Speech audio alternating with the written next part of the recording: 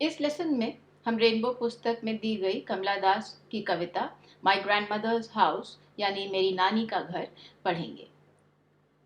कविता पढ़ने से पहले कवियत्री के बारे में कुछ जानकारी प्राप्त करते हैं। कमला दास हमारे देश की 20वीं सदी की प्रमुख कवियत्री रही हैं। वे इंग्लिश और मलयालम, जो उनकी मातृभाषा थी, दोनों में लिखा करती थीं। कविताओं के अलावा वे निबंध, उपन्यास, कहानियां और वृत्तांत भी लिखती थीं। जब मलयालम में लिखती थीं तो माधवी कुट्टी के नाम से। अपने वृत्तांत यानी मेमोइर्स में अपने आप को अपने घर के नाम आमी से संबोधित करती हैं और जीवन के अंतिम पड़ाव में उन्होंने धर्म के साथ साथ अपना नाम भी बदल लिया और सुरैया कहलाई। कमला, आमी, माधवी कुट्टी, सुरैया सब एक ही औरत के नाम हैं जो शायद अलग अलग नामों के द्वारा आजीवन अपनी पहचान खोजती रही, बनाती रही। उनका जन्म एक साहित्यिक परिवार में हुआ। उनकी माँ एक सुप्रसिद्ध मलयाली कवियत्री थीं और पिता एक जाने माने मलयाली अखबार मातृभूमि के निदेशक। कमला ने शिक्षा घर पर रहकर प्राप्त की। उनका बचपन केरल के मालाबार क्षेत्र के पुश्तैनी गांव और कलकत्ता में गुजरा, जहां उनके पिता रहते थे। शायद ननिहाल और विस्तृत परिवार से अलग होने का दुख कभी पूरी तरह खत्म नहीं हुआ। जो कविता हम आज के लेसन में पढ़ेंगे वह इसी दुख को, बचपन से बिछुड़ने की उदासी को दर्शाती है। बहुत कम उम्र में उन्होंने कविता लिखना शुरू कर दिया। शुरुआती कविताएं अंग्रेजी में लिखीं और स्वतंत्र भारत की अंग्रेजी कविता को नया मोड़ दिया। अंग्रेजी कविताओं के साथ साथ मलयालम में भी लिख रही थीं। तो लेखन शुरू करते समय उनके सामने यह प्रश्न था कि अंग्रेजी में लिखें कि मलयालम में लिखें। एक कविता में वे बताती हैं, मैं 3 भाषाएं बोलती हूँ, 2 में लिखती हूँ और 1 में सपने देखती हूँ। I speak 3 languages, write in 2, dream in 1। आगे कहती हैं कि बहुत लोगों ने उनसे कहा कि अंग्रेजी में मत लिखो, वो तुम्हारी अपनी भाषा नहीं है। इन आलोचकों की सलाह को ठुकराते हुए वे कहती हैं, Why not? Let me speak in any language I like. The language I speak becomes mine. Its distortions, its queernesses, all mine, mine alone. यानी क्यों नहीं बोलने देते मुझे अपने मन से चुनी हुई भाषा में। मैं जो भी भाषा बोलूंगी वो मेरी अपनी हो जाएगी। वो चाहे मैं गलत सलत बोलूं, अजीब ढंग से बोलूं, वो मेरा अपना ढंग होगा, सिर्फ मेरा अपना।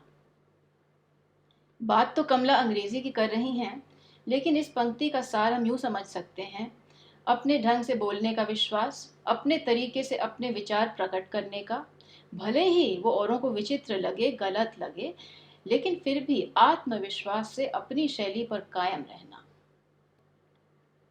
इसी आत्मविश्वास के बल पर उन्होंने अपनी कविताओं में दबंग विषयों को उजागर किया। आपकी पुस्तक में कमला दास का परिचय देते हुए लिखा है कि she is known for sexual adventures in her writings, यानी उनका लेखन कौमुकता के भाव के लिए प्रसिद्ध है।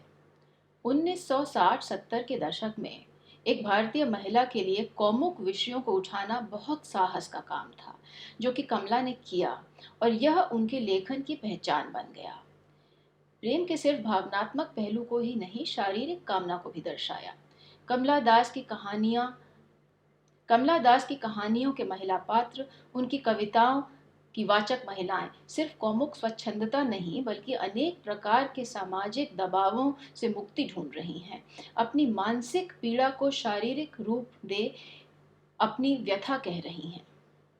इस विषय की प्रधानता को समझने में हमें 1970 की स्त्रीवादी विचारधारा यानी फेमिनिस्ट थॉट से सहायता मिलती है। इस समय की स्त्रीवादी विचारकों का मानना था कि औरतों को शारीरिक विषयों के बारे में लिखने से हिचकिचाना नहीं चाहिए, क्योंकि उन्हें जन्म से सिखाया जाता है कि लज्जा में ही औरत की गरिमा है, उसे अपने शरीर को हमेशा ढके रहना चाहिए, शारीरिक विषयों पर बात करना अभद्र होता है।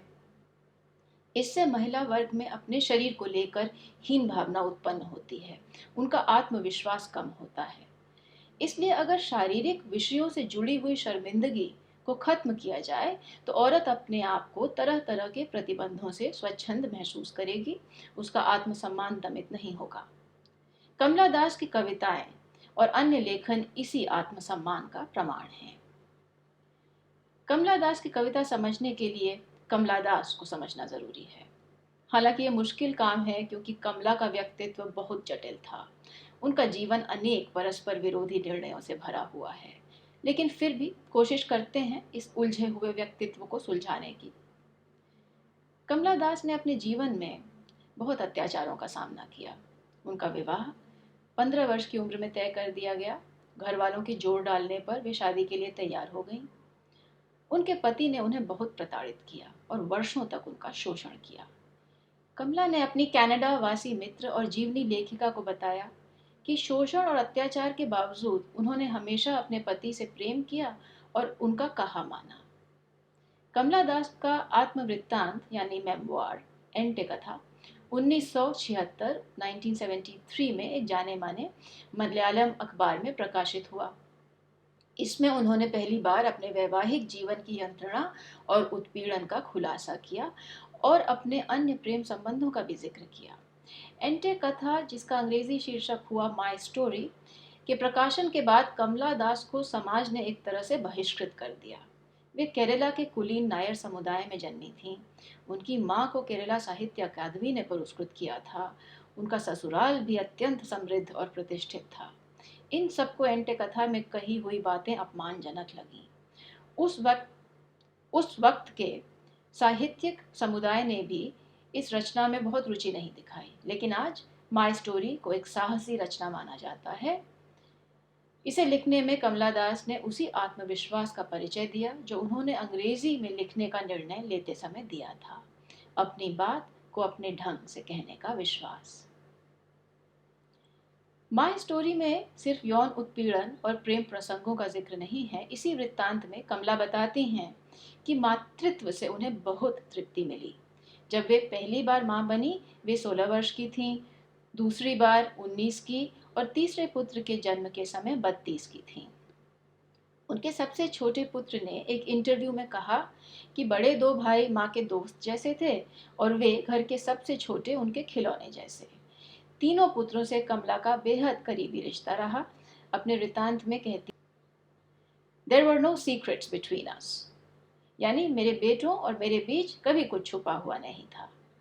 अपनी मित्र और जीवनी लेखिका से वे कहती हैं कि अपने वैवाहिक जीवन के उत्पीड़न को लेकर उनमें कभी कड़वाहट इसीलिए नहीं आई क्योंकि उसी जीवन से उन्हें दो अत्यंत सुखी अनुभव हुए, एक तो मां बनने का और दूसरा अपने दुख को लेखन में परिवर्तित करने का। कहती हैं कि यदि मेरे पति ने मुझे इतना रुलाया नहीं होता तो शायद मैं इतनी खूबसूरत कविताएं नहीं लिख पाती। जीवन के प्रति यह बड़ा अजीब नजरिया लगता है। दुख में सुंदरता ढूंढना, जिसके हाथों क्रूर उत्पीड़न हुआ उसे प्रेम करते रहना, अपनी कुलीन वंशावली को नजरअंदाज करते हुए खुलेआम ऐसे विषय उठाना जिन्हें सभ्य समाज अभद्र मानता है। लेकिन हमने पहले ही कहा कि कमला दास के विचित्र व्यक्तित्व को समझना मुश्किल काम है। उनके छोटे पुत्र ने 2018 में कमला दास के निधन के कुछ 10 साल बाद एक इंटरव्यू में अपनी मां को सप्रेम याद करते हुए कहा, To an extent, she had a split personality. She was Amma, Kamla Das, Madhavi Kutti, and in her later years, Kamla Suraiya. She could juggle it all. यानी माँ कुछ हद तक विखंडित व्यक्तित्व यानी स्प्लिट पर्सनालिटी थी। वे अम्मा, कमला दास, माधवी कुट्टी और अंतिम वर्षों में कमला सुरैया सभी थीं। वे सबको एक साथ संभाल सकती थीं। अपनी कविताओं में उन्होंने सामाजिक मर्यादाओं का उल्लंघन किया, सभ्य समाज द्वारा वर्जित विषयों को अपनी कविताओं का वस्तु विशेष बनाया और इस प्रकार की अवमानना को समाज ने आखिरकार सराहना शुरू कर दिया, समझना शुरू कर दिया। उन्हें कई अंतर्राष्ट्रीय और राष्ट्रीय पुरस्कारों से सम्मानित किया गया। 1963 में उनकी कविता को पेन एशियन पोएट्री प्राइज मिला। 1968 में कहानियों के लिए केरल का स्टेट साहित्य अकादमी अवार्ड मिला। 1984 में नोबेल पुरस्कार के लिए नामांकित हुई। 1985 में अंग्रेजी कविताओं के लिए केंद्र साहित्य अकादमी पुरस्कार मिला। कुछ एक वर्षों पहले 2018 में उनके जीवन पर आमी फिल्म बनी। याद करिए, कि आमी कमला दास के बचपन का नाम था। उनके ननिहाल में उन्हें सब इसी नाम से बुलाते थे। इस फिल्म में कमला का किरदार मलयाली फिल्म जगत की प्रख्यात अभिनेत्री मंजू वारियर ने अदा किया और फिल्म का निर्देशन कमल ने किया, जो केरला प्रादेशिक चलचित्र अकादमी के अध्यक्ष हैं। लेसन का ये भाग यहीं समाप्त होता है। अगले भाग में हम कविता पर चर्चा करेंगे। लेकिन लेसन खत्म होने से पहले आपको आमी फिल्म का एक छोटा सा क्लिप दिखाना चाहूँगी। फिल्म मलयालम में है, लेकिन इस क्लिप में हिंदी उपशीर्षक यानी सबटाइटल्स दिए हुए हैं। तो अगले हिस्से में मिलते हैं। ആത്മകഥ എന്നാണോ ഇതിനെ വിളിക്കണ്ടേ? അതറിയില്ല കേട്ടോ.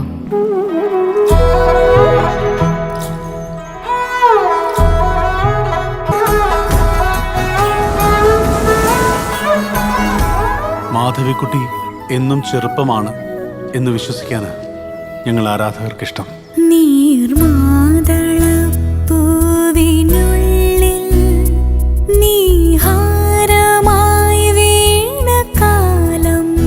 ബാധിക്കാതെ ഈ പ്രായത്തിൽ എൻ്റെ ഉള്ളിൽ എല്ലാം തികഞ്ഞ പുതിയൊരു സ്ത്രീ ജനിക്കുന്നത് പോലെ